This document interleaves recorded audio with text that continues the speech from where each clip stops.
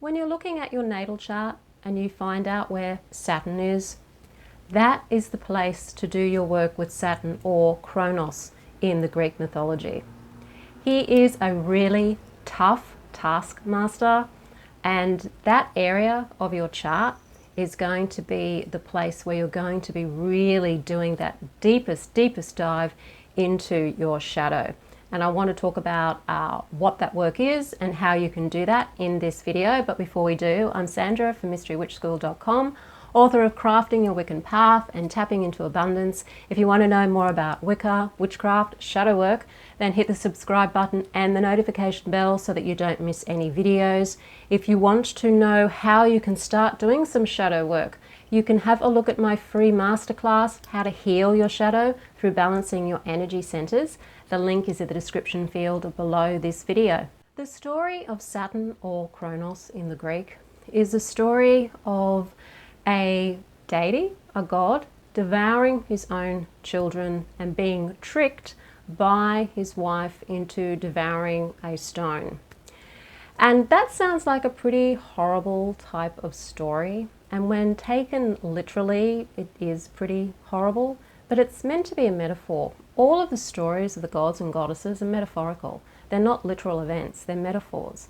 They're stories about ourselves, stories about our journey through the deities, connecting the deities with ourselves and working with the deities to work through different things. The story of Saturn, or Kronos, is such a deep story and so profound that it's difficult sometimes to really know how to really work with him. When it comes to your natal chart, the planets are deities and represent deities, or represent the various different aspects of the deities and the energies of these deities. And when you find Saturn in your chart, which house Saturn's in, which sign Saturn is in, it gives you a really strong indication for where a lot of your shadow work is going to be focused in your life. There may be other things in other areas, but it's always going to come down to that particular house that Saturn happens to be in. So I'm going to talk more about Kronos because I'm used to working more with the Greek pantheon rather than working with the Roman. But Kronos and Saturn are essentially the same deity. They just have different names depending on whether you're going with the Greek or going with the Roman. So the story of Kronos is that he was born of the goddess Gaia. His father was Uranus, so Uranus the sky, Gaia the earth, and that he, on request of his mother, did kill and usurp his father Uranus. Gaia had prophesied that Kronos would be himself usurped or superseded by his own one child, and so in an endeavour not to be superseded by any of his own children, he decided to devour them. Rhea, his wife, had enough of this, and so she colluded with Gaia to foster out Zeus when he was born, so that Kronos couldn't devour him. So Zeus was fostered out to Gaia, and Rhea gave Kronos, wrapped up in a blanket, or however it was that she wrapped him up. She actually wrapped up a stone and not Zeus, pretending it was Zeus, and Kronos devoured the rock or the stone. Later on, Zeus did rise to defeat Kronos, and when Kronos was defeated by Zeus, he regurgitated the other children that he had devoured. So the children were not destroyed. The children were consumed, they were devoured and later regurgitated. So they were within him. They weren't totally destroyed. But the metaphor around this connects to Saturn, or Kronos's connection with Father Time, being Father Time, that time devours all, even though time itself is a complete illusion that doesn't really exist as we see it in that linear fashion. It feels like time devours everything. We're born, we have a life, we grow old, if we're lucky enough to reach old age, and then we die. So everything is devoured by time. Our entire life is devoured by time. And if you believe in reincarnation, it's then regenerated into another life. So you can see that as a possible metaphor for the story of Kronos. Other people associate the devouring to do with the fear of change. And Kronos certainly is about change. It's about change that you can't do anything about changing. It's inevitable change when you're working with Kronos. So that's something that we want to sometimes devour. The things that we might think anyway are going to cause a change we don't want. And in the end, we have to accept that change anyway. But the metaphor that I like the most about Kronos is the idea of us devouring our false self, devouring our ego when we're doing shadow work, devouring all of those parts of ourselves, those beliefs that we have inside of us, and changing those by taking in an understanding of what our beliefs are and totally transforming them so that when we regurgitate our true selves, we are actually coming out being who we truly are. And Kronos is really the place where this happens in your natal chart. If you don't know where Saturn is in your chart, if you know your time of birth, your day of birth and your place of birth, then you can go to any one of the free online sites that will actually do your natal chart for you, and they will show you where Saturn is in your chart.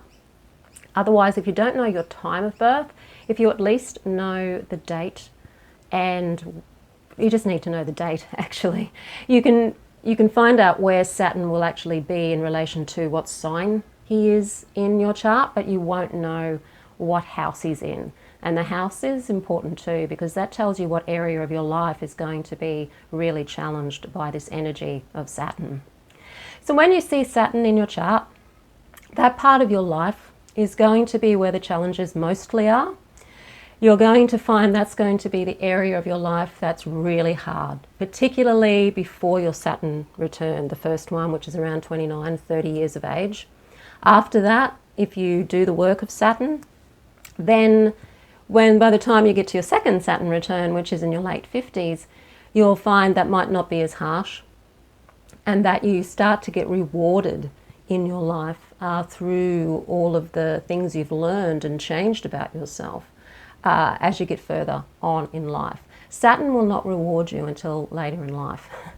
He'll be very, very challenging all the way up until you really do understand the lessons that he is providing for you.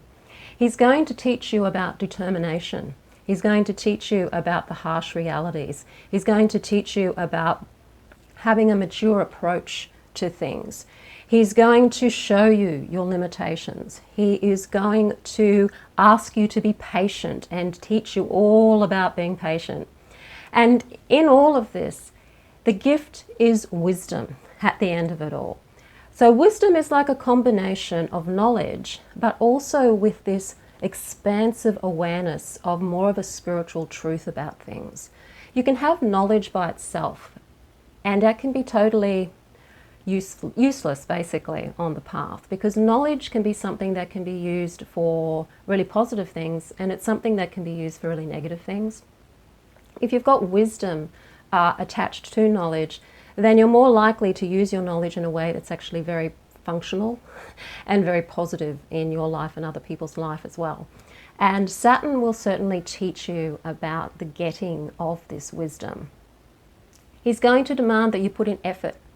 He's going to demand you put in organization. He's going to demand that you put in time and education.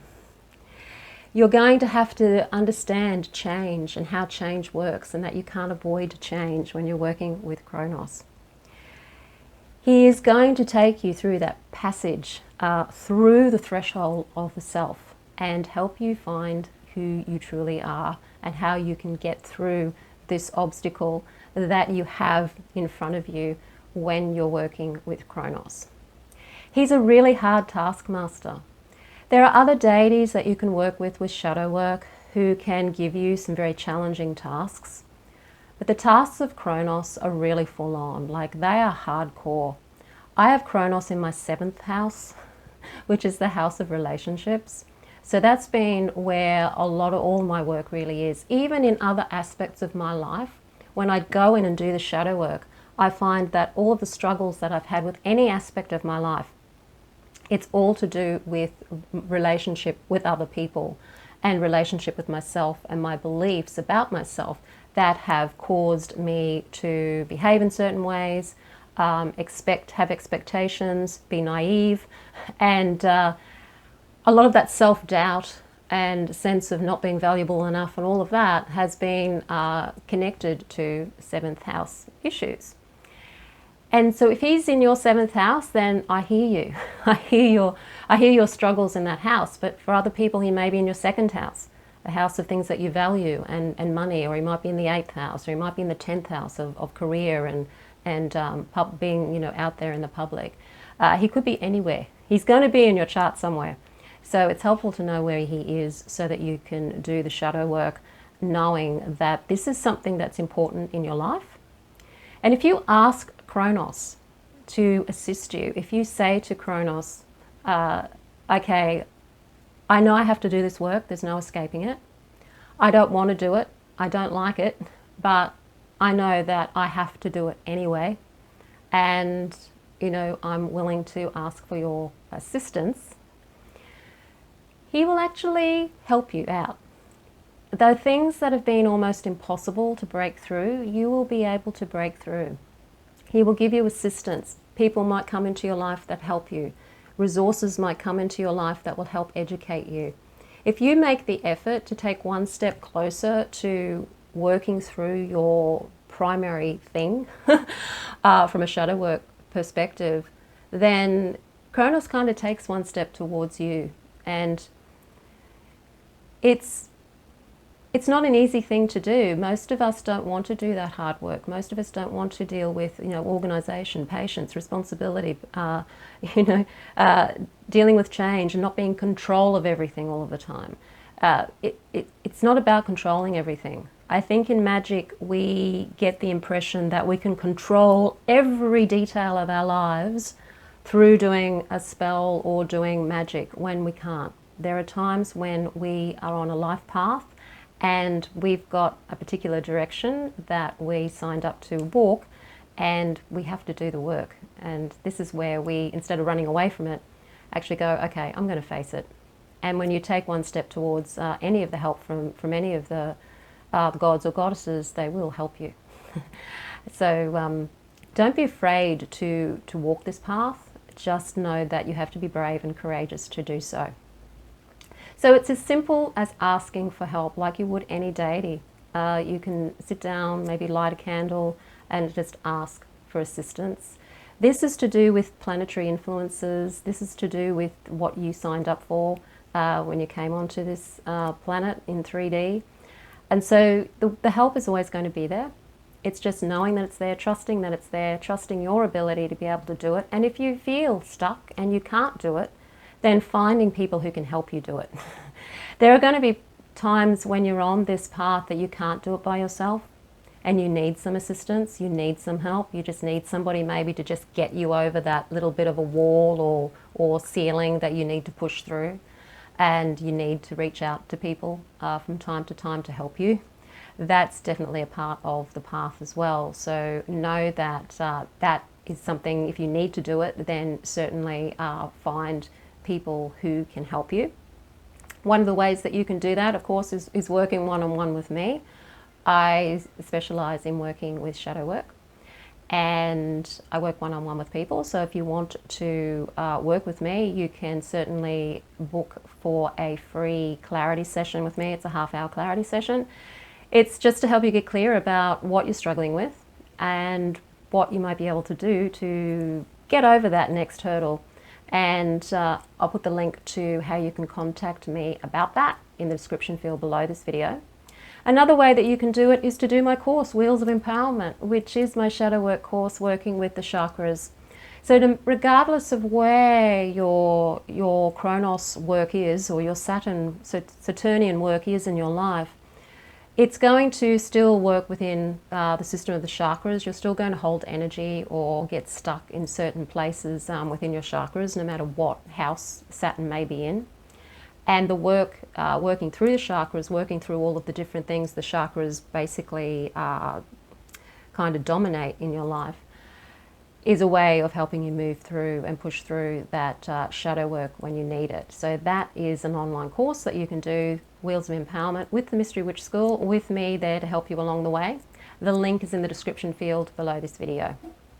So working with Kronos is simply a matter of saying, okay, I don't like it, I don't want to do it, but I've got to do it anyway.